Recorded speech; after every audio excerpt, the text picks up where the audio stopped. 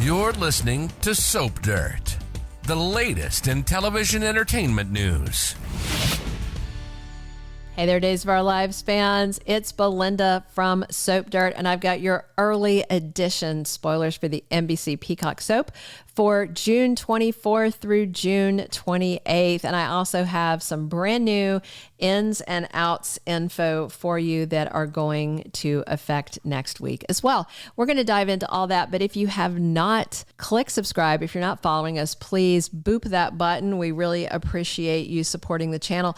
And now, as we always do with early edition spoilers, we're going to talk about just real quick what's going on the rest of this week to get you all excited about what's coming next week and give you some context. So by now, if you're current on your episodes, you should have at least seen Monday, Tuesday, Wednesday, June 17th, 18th, and 19th. EJ is now the DA again. He backed off on having his committee boot Paulina because Stefan is blackmailing him. Chanel and Johnny are packing up to leave town to go to LA, and Sarah can't find Xander's mom, Fiona.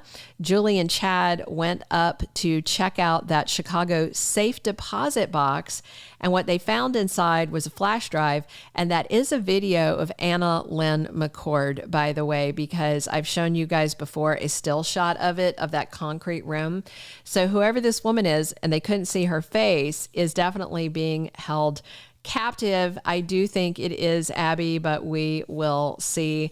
And that takes us to the action on Thursday, June 20th. So it is prom night in Salem. Tate and Holly want to be each other's prom dates, but neither of their parents will allow that. So Tate is going with Holly's friend Sophia, and Holly is going to the prom with Tate's friend Aaron.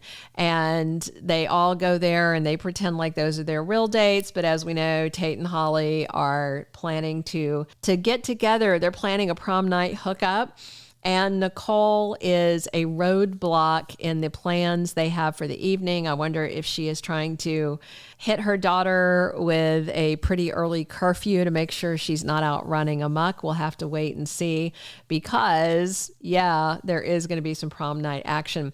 Meanwhile, Eric talks to Mama Marlena and updates her on EJ helping him get the publication divorce.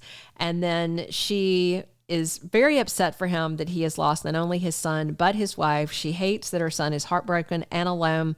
And she wants to know if Sloan being out of the way and all this happening, if it's churned up again, his feelings for Nicole. She wants to know if he still loves her. Friday, June 21st, back to the prom, more prom action. Brady and Theresa cleaned up, looking nice in their chaperone stuff. He's in a tux, she's in a nice gown. They are keeping such a close eye on Tate, especially after Theresa walked in on Tate about to kiss Holly at the Kiriakis mansion earlier this week, but they are not going to watch closely enough because by the end of the week, Tate and Holly are in a hotel room at the Salem Inn, and it looks like they are about to consummate their relationship on prom night. That's the thing all parents, I think, worry about with their kids going to prom is what are they doing after prom?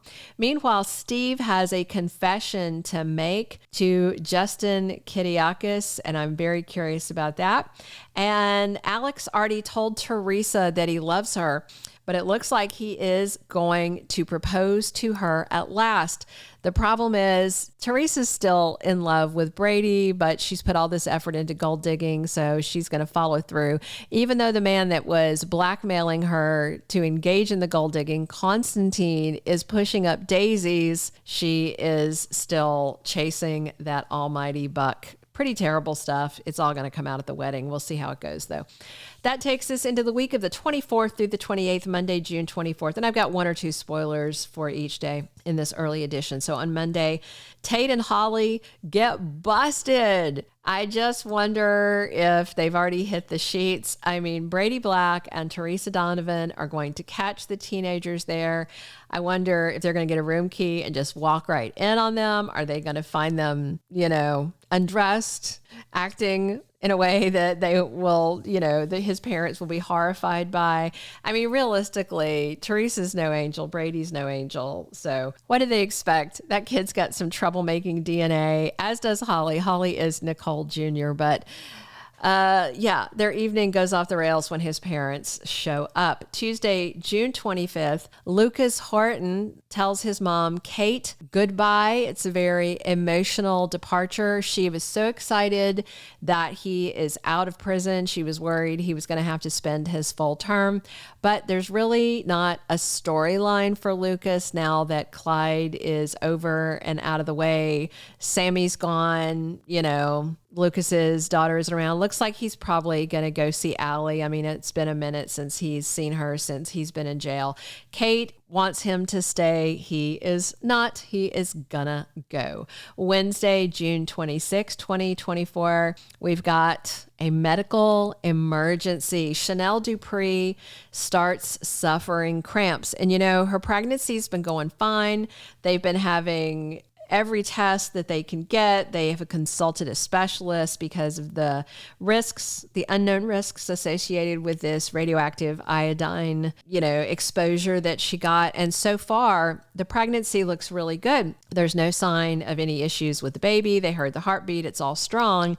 So they're very optimistic. They're packing to go to LA. And then all of a sudden, bam, Chanel has cramps. Johnny and Paulina freak out and they make sure that she gets the medical attention that she needs. And is she going to lose the baby? I don't know. It's scary. And, EJ isn't very happy about them taking the risk and gambling on this pregnancy turning out to have birth defects. And Chanel's been fighting him about it. So we'll see how it goes and how EJ handles this and if he makes things worse between him and his daughter-in-law. Thursday, June 27th, 2024, Brady Black is suspicious of Theresa, and he has a theory that he shares with Alex Kiriakis, who I think is her fiance by then. Brady is always suspicious of Theresa. Anybody with a brain cell in their head should be suspicious of Theresa, but Alex is so stubborn and he's so prideful that I don't think that he could ever think that someone wouldn't want him for him. He's got a healthy ego on him, so we'll see how he handles what he hears. Then Friday, June 28th, EJ has to go talk to Rafe to help him deal with Melinda Trask. Melinda has been ousted as the DA, and she was going to reopen the case as long as EJ didn't report her for being part of the whole baby thing. And Rafe tried to talk to Melinda because he was going to bust her for the baby thing also, but she blackmailed him with the bloody notebook. And the bottom line is EJ and Rafe now have the same goal. They both want Gabby out of prison for different reasons. Rafe wants his sister home. EJ wants his brother to stop blackmailing him. Melinda wanted to be DA again, and she does have leverage over both these guys. Can they rein her in? And just real quick, some ins and outs. Diana Colville is back this week. It looks like she shows up, I think, on the 24th. It's either the 24th or no, I lied. It's the 25th. All right. Diana Colville, Judith Chapman is back as Leo's awful mom on Tuesday of next week. We're also going to see the build up to the exit of Harris Michaels. He's leaving Salem because Steve Burton wrapped his run back in December. More on both of these tidbits when we do our full weekly spoilers video. Please drop your comments on what you're excited to see next week. Please subscribe if you're not following us already. We appreciate you supporting the channel, and definitely come back soon because we are talking Days of Our Lives 7 days a week. And as always, I'm your host, Belinda from Soap Dirt. Thank you for being a loyal listener. Follow us wherever you get your podcast because you don't want to miss the next episode. Soap Dirt is on all the major podcast platforms, including Apple Podcast, Spotify, iHeartRadio, and more.